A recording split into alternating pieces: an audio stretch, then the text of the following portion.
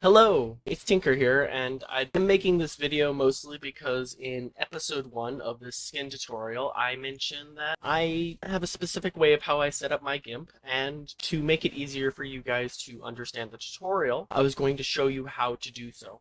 Along with that, I was going to show you how to install GIMP if I have not already shown it in the main video. Alright, so I'm going to be showing you how to install GIMP and get it set up on your computer. I recommend you also install 7-zip or WinRAR, depending on whichever one you prefer. I prefer WinRAR, but that will help when you get brushes and various other things for this specific program. So you'll want to press on this button, and it should bring you to this little section here. You're going to want to either do direct. You can do BitTorrent. Personally, I feel like directly just is a lot quicker. Either way, if you have a Mac or Linux or something, you can also use one of these downloads for them. Once you have installed that, which it should bring up a little dialog wherever you're going to install it. Yes.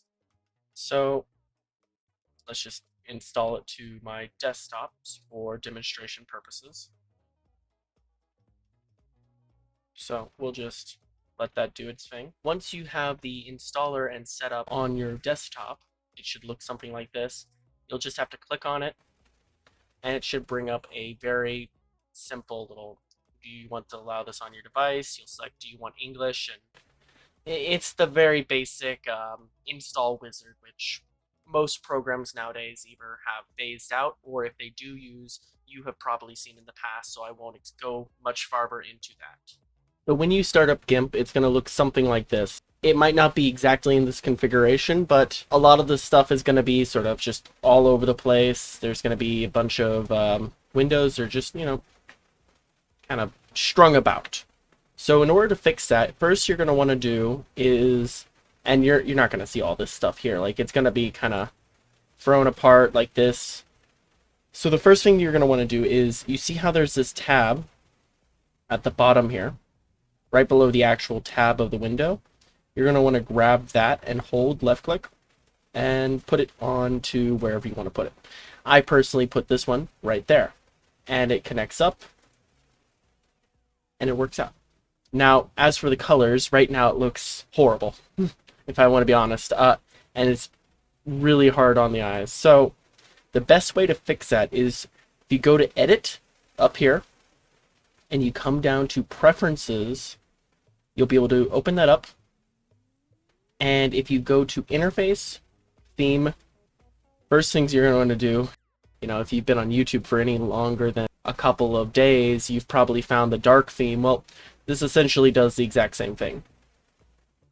So you'll do that first, and then if you're like me and you may have used GIMP in the past and you just don't know why it's recently changed, this will also help you. They have a legacy texture for all of their icons, which I personally like, which gives you a little bit of the original. Now there's also the color variant, which personally, I'm nostalgic, so I like the original, but you guys can honestly choose whatever makes you feel comfortable when working on your skin.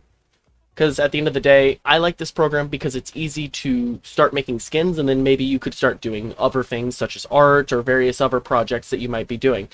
It's very versatile versus just using and teaching someone how to use a skin editor. I'm going to hopefully be able to teach you guys how to edit more than just skins after you've gone for this course.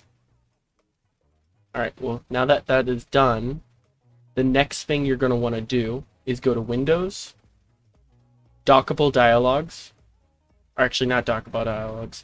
That's where you'll grab some of the dialogues that I have currently.